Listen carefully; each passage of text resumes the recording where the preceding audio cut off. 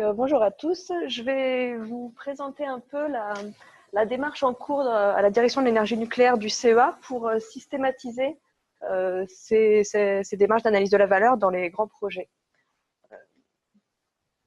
Évidemment, si ça marche. Rapidement, pour ceux qui ne connaissent pas forcément l'organisation, je vais présenter l'ADEME, me présenter, faire un peu de pub pour mon groupe management de projet.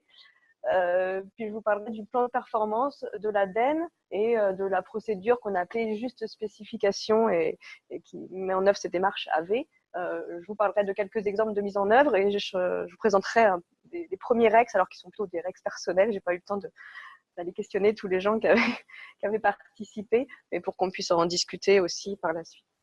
Donc l'ADEME, il y a la direction générale et avec les applications militaires, 5 centres répartis un peu partout en France. La direction de l'énergie nucléaire qui est là avec les centres de Cadarache et Marcoule, donc plutôt dans le sud-est. Direction de la recherche fondamentale à Saclay et de la recherche technologique à Grenoble.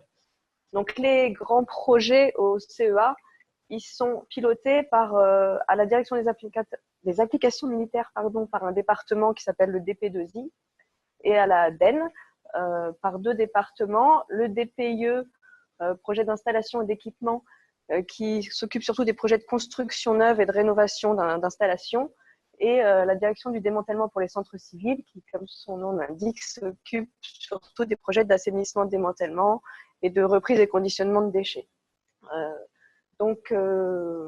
Voilà là où on a les grands projets. Donc, pour me présenter, moi, parce que j'ai pas eu le temps, je l'ai pas encore fait, je travaille au CEA depuis 2004. J'ai été embauchée au départ à DP2I, à la direction des applications militaires à Bruyères-le-Châtel, dans le domaine du management de projet, tout ce qui est coûts, délais, risques.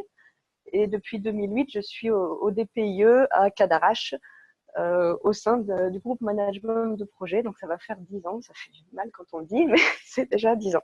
Et depuis 5 ans, j'ai pris le poste de chef de groupe.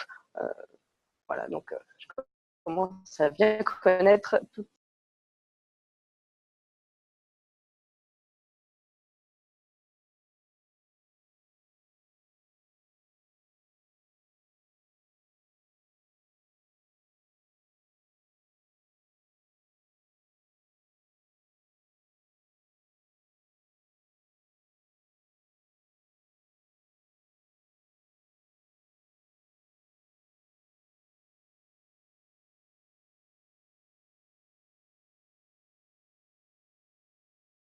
Donc on a au DPIE la plupart des métiers nécessaires au projet de construction d'installation, que ce soit la sûreté, la sécurité, la protection physique, ou les métiers du bâtiment, si on peut dire comme ça, génie civil, courant fort, ventilation, mécanique et management de projet. Donc, management de projet, on a environ 10 personnes dans le groupe, tout juste 10 personnes. On a beaucoup de boulot, mais on n'est que 10. On travaille sur toutes les phases des projets, beaucoup sur les phases amont, sur les thématiques d'estimation des coûts, estimation ordre de grandeur à partir du retour d'expérience du coût des projets. On travaille en aide au chef de projet pour piloter tout ce qui est analyse fonctionnelle, analyse de la valeur, et aussi des études d'esquisse ou de faisabilité. On assiste les chefs de projet pour mettre en place ça. Et on a un gros boulot d'établissement des référentiels coûts et les risques des projets au moment de lancer ces projets en phase opérationnelle. Et ensuite, évidemment, tout au long du projet, maîtrise des coûts et les risques. On pilote aussi le processus de retour d'expérience pour l'ensemble du département, et donc on intervient en clôture de projet aussi pour les rapports de REX et de clôture. Donc voilà, j'ai fini pour ma pub personnelle. Sur le plan de performance de l'ADEME, donc l'origine de ce plan de performance, c'est tout simplement des ressources budgétaires de plus en plus contraintes. On a des ressources étatiques, on dépend de plusieurs ministères de tutelle au CEA et au CEADEN, et on est donc de plus en plus contraints sur nos ressources, et aussi on a des tutelles qui demandent à avoir un peu plus confiance en nous sur la maîtrise de nos projets, la maîtrise pour avoir des projets qui se terminent à l'heure et dans les coûts. qu'on avait indiquées au début. Voilà, on a quelques projets avec des difficultés, dont pas des moindres, à certains gros projets. Et on a besoin de redonner confiance à nos financeurs, à nos clients. Et donc, pour ça, il y a un plan de performance qui a été lancé, qui est piloté au niveau de la direction de l'ADEME, qui a été lancé en 2017 avec un déploiement fort sur 2018 et on devrait avoir un rythme de croisière à partir de l'année prochaine, avec l'objectif de faire mieux avec les mêmes ressources. Donc, on est vraiment là dans l'analyse de la valeur, hein. Faire des économies, améliorer la gestion de projet. Voilà, le but, c'est de regagner des marges de manœuvre pour pouvoir mieux faire notre métier et garantir qu'on va maîtriser nos projets. Il y a deux axes de déploiement. Soit au niveau des processus généraux de l'ADEME, donc soit les processus achats, les logiques de déroulement des projets, c'est ce dont je vais vous parler. Et puis aussi l'améliorer la performance opérationnelle au niveau de chaque unité, de chaque projet. Par exemple, on demande à chaque chef de projet et à chaque chef d'unité au plus bas niveau, tous les ans, de choisir une action d'amélioration de la performance qu'il va mettre en œuvre dans son projet, dans son unité. Et il y a un suivi qui est fait mensuellement sur ces actions-là, voilà, pour essayer de diffuser un peu cette démarche d'amélioration des performances et de rendre chacun acteur un petit peu de cette démarche. Ah non, si, c'est bon. Donc, la direction sur les processus généraux d'ENS, c'est ce qu'on a appelé la procédure juste spécification et qui consiste en fait en une nouvelle logique de déroulement qui a été imposée pour les phases amont des grands projets et qui systématise la démarche d'analyse de la valeur. Donc sur cette thématique juste spécification, je suis référente et j'ai des relais. On développe des relais au niveau des projets d'assainissement démantèlement et on s'appuie aussi sur des spécialistes de l'analyse de la valeur au sein d'entreprises sous-traitantes, dont ECP et Marion Berlioz, avec qui on a pas mal travaillé ces 2 dernières années. On a mis en place, pour accompagner sur le terrain les gens, une formation, donc ça, c'était mis en place. En 2018, il y a eu une session pilote à Cadarache en juin, une autre en début novembre à Marcoule. Et donc, on va passer sur un rythme de 4 sessions par an. Donc, ça veut dire chaque session, on forme environ 10-12 personnes. Et en fin de session, Marion fait intervenir un témoin qui vient un peu partager son retour d'expérience sur la mise en place de démarches analyse de la valeur. Donc, si parmi vous, il y en a qui sont volontaires pour venir témoigner auprès des salariés CEA qui font ces formations, vous êtes les bienvenus. Je rajoute juste quelque chose. On a quand même Philippe Leclerc, oui. SNCF, qui s'est proposé pour venir Avec témoigner plaisir. au cours des formations CEA de ce qui se passe ailleurs. Après, ce n'est pas un engagement sur X sessions, c'est en fonction des disponibilités, des dates des sessions, où elles ont lieu. De former tout le monde, oui. Après, on ne lance pas des nouveaux projets toutes les 5 minutes non plus, parce que c'est des gros projets. Mais de nouveaux projets, pas beaucoup par an. Par contre, on fait de la reconception pas mal. Je vais parler un petit peu je vais donner des exemples.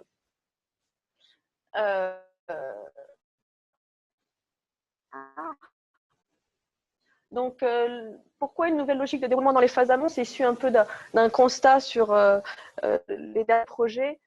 C'est qu'on avait un processus décisionnel qui n'était pas très défini, pas très cadré, et des études d'opportunité très diverses. C'est-à-dire qu'il y a des projets qu'on lançait sans avoir forcément fait suffisamment d'analyse stratégique en amont et d'analyse d'études d'opportunité. Donc, des fois, elles étaient inexistantes. Parfois, elles allaient jusqu'aux esquisses. Puis après, on remettait peut-être en cause par la suite.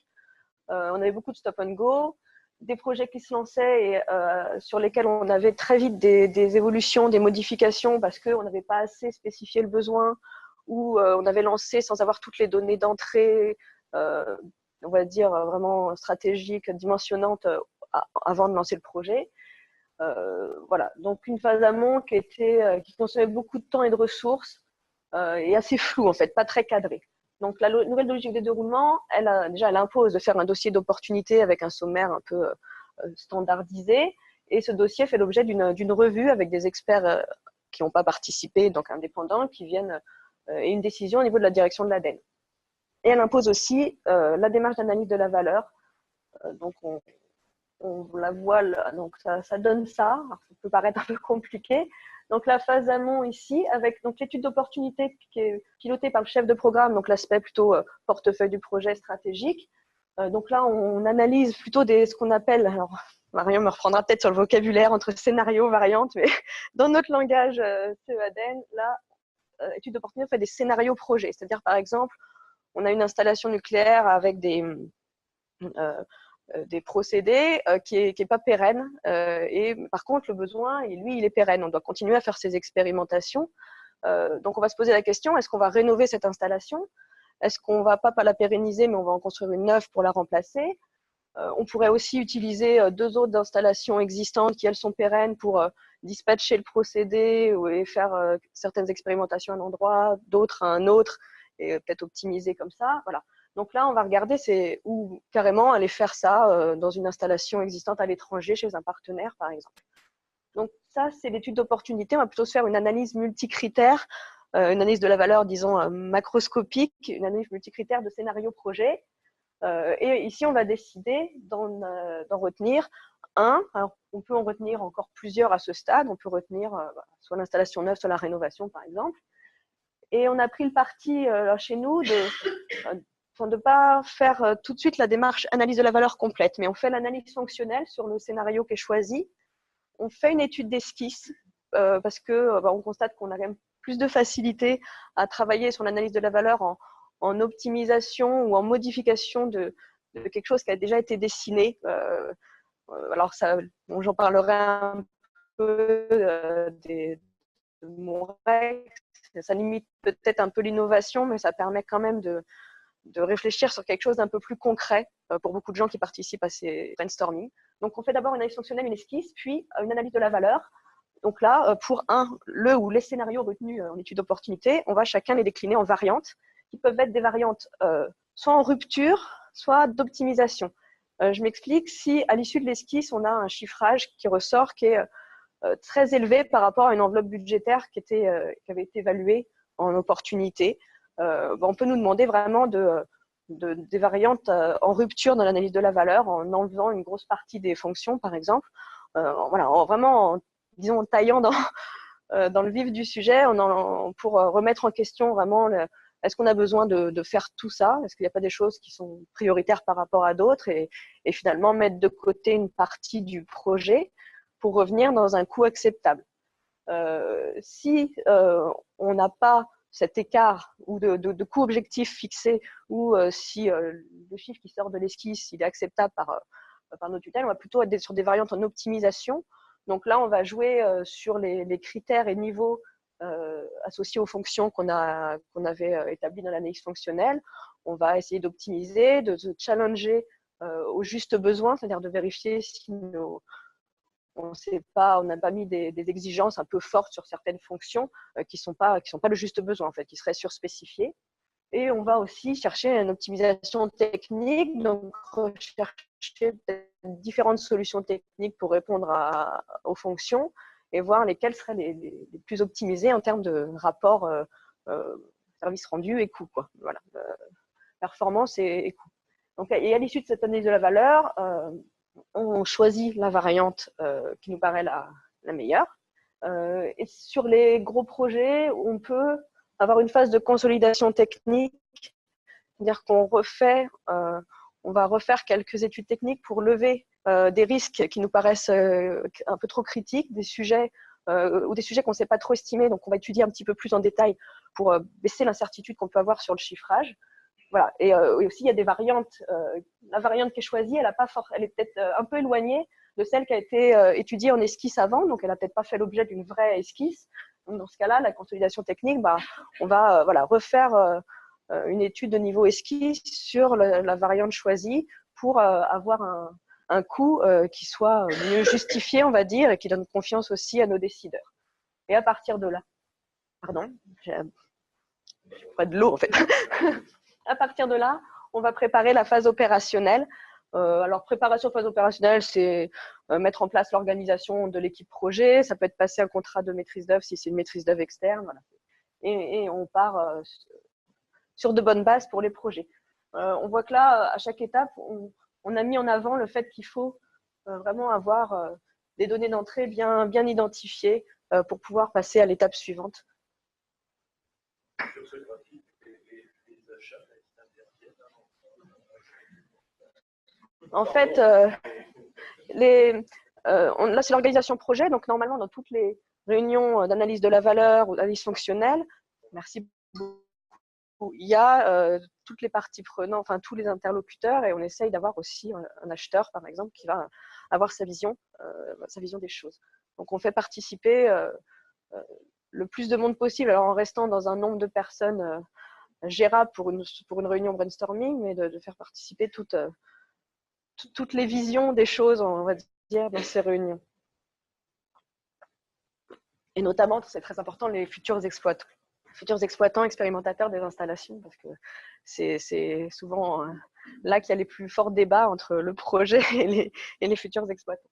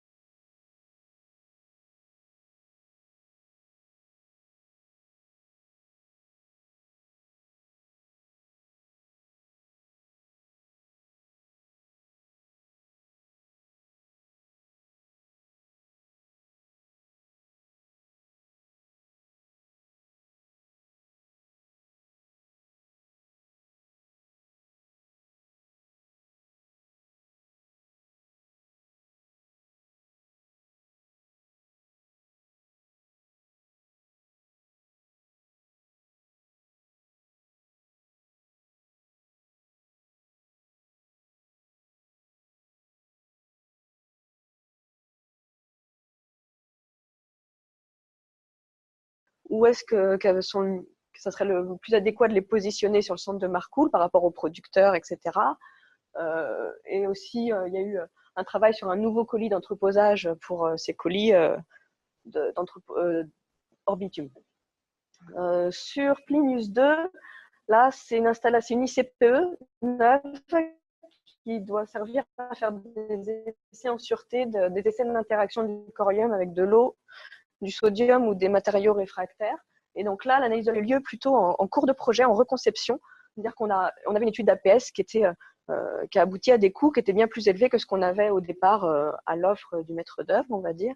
Et donc, on a travaillé en optimisation, en réduction des coûts, on va dire, là vraiment, tout en gardant la réponse aux besoins, suite aux études d'APS, pour pouvoir repartir en APD sur une configuration qui répondait à notre objectif de coût.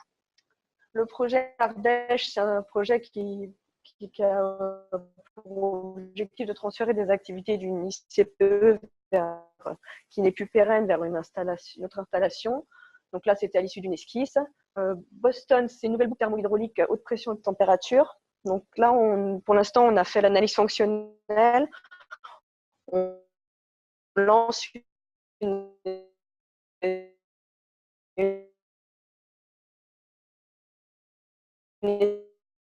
esquisse qui est en cours et il y aura par la suite une démarche d'analyse de la valeur.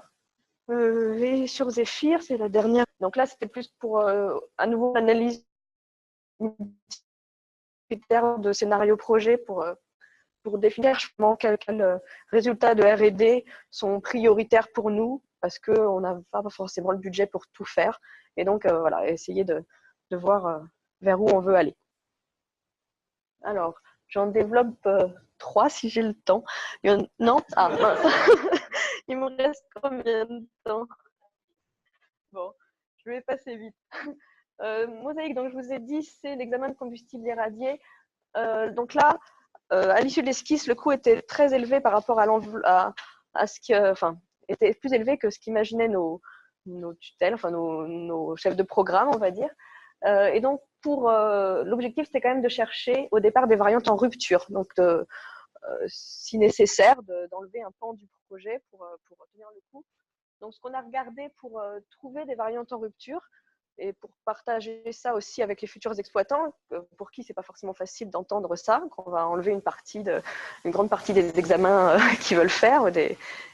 Et donc, on a regardé quels étaient les clients qui étaient susceptibles de nous demander de faire des examens. Donc, on avait essentiellement EDF et Areva, enfin non maintenant, mais dans le cadre d'accords tripartites qu'on a avec le CEA, ou hors accord tripartite, mais si on prenait que ces clients-là, on répondait déjà à environ entre 50 et 75% des besoins. Si on rajoutait les clients DAN, donc la direction des applications militaires, on avait un scénario qui répondait à presque entre 65 et 80% du besoin, etc. Donc ça nous a permis de définir des scénarios, un scénario vraiment minimaliste, qui répondent qu'à un type de client, mais finalement qui est celui qui fait le plus d'expérimentation dans l'année, on va dire, jusqu'à des scénarios qui prenaient en compte tous les besoins. Parallèlement, on a aussi réfléchi à de l'optimisation technique par rapport à l'esquisse qui avait été faite, hein, pas que à supprimer des fonctions. Donc à partir de là,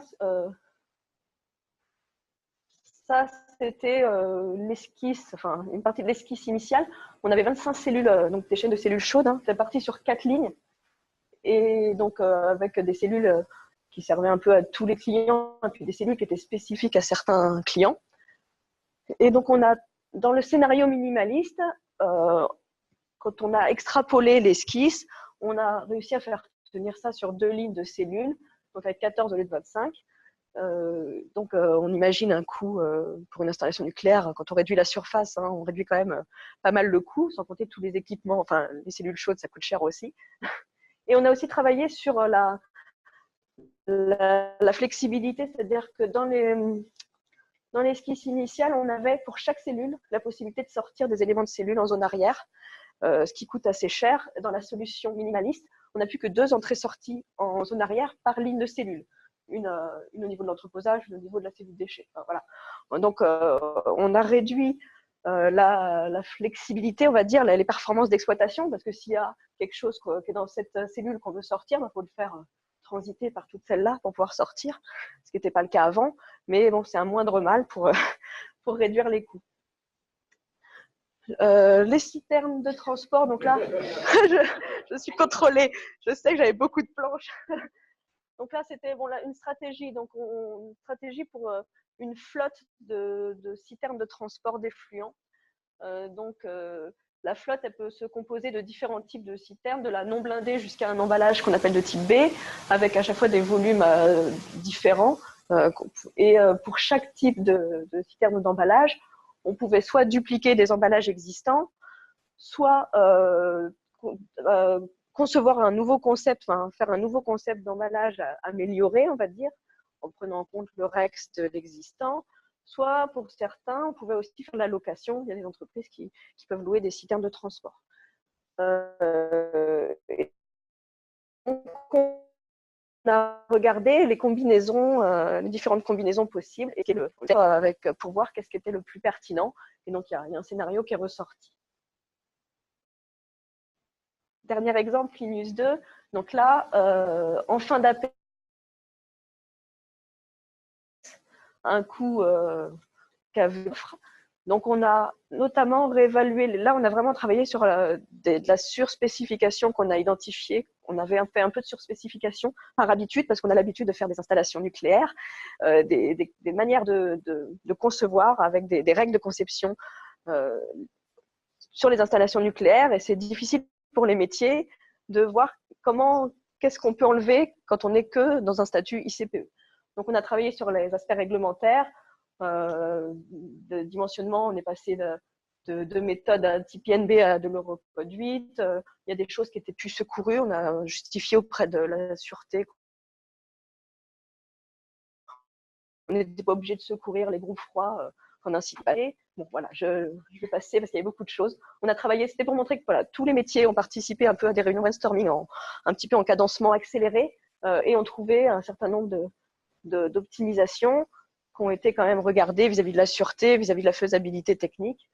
Et ce qui fait que bon, il n'y a pas que la taille de l'installation qui a été, mais c'est quand même flagrant quand on regarde les schémas. On est passé en fin d'APS, on avait un bâtiment au niveau moins 10 mètres qui faisait 33 sur 48 mètres. Et puis à la fin de la démarche de conception à co-objectif, on avait 40 mètres sur 21. Et en dehors de ça, on avait aussi enlevé un certain nombre d'équipements, réduit tout un tas de choses. Donc, on avait atteint notre objectif de coût sur cette démarche-là. Et là, on a redémarré l'APD sur une configuration qui, normalement, tient les coûts.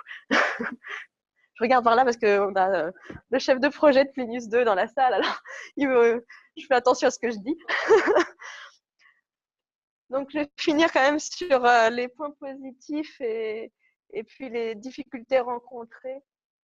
Donc, sur les points positifs, je trouve que la démarche d'analyse fonctionnelle et notamment de caractérisation des fonctions, c'est très enrichissant parce que ça impose finalement d'aller chercher toutes les données d'entrée manquantes. Enfin, déjà, ça nous permet d'identifier qu'est-ce qui nous manque quand on veut caractériser telle fonction. On se dit, ah mince, pour la caractériser, il faut que je sache quel est mon flux de données qui vont rentrer dans mon installation, etc. Et on essaie de le faire d'une réunion sur l'autre. Donc, ça motive aussi les gens à aller chercher ces données plus rapidement qu'on l'aurait fait peut-être dans le déroulement classique, avec toutes les parties prenantes. Et nous, c'est notamment pour Père Noël, il leur faudrait tout, mais partager avec eux les contraintes financières qu'on a, les enjeux, donc l'expression fondamentale du besoin et les enjeux pour le CEA, ça leur permet de mieux accepter les choix qui sont faits et après d'être plus moteur et motivé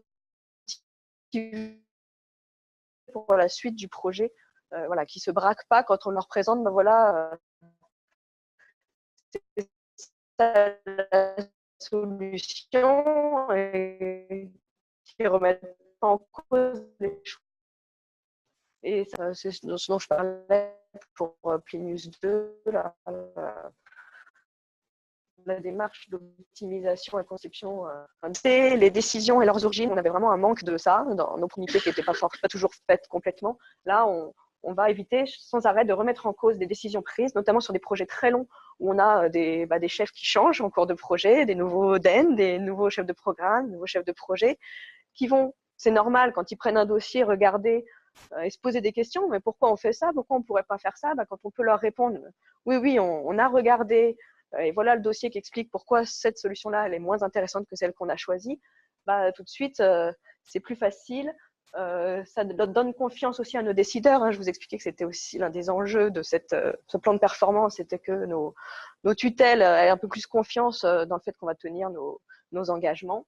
Donc voilà, c'est des dossiers argumentés qui montrent une maîtrise du sujet et un professionnalisme un peu plus clairement.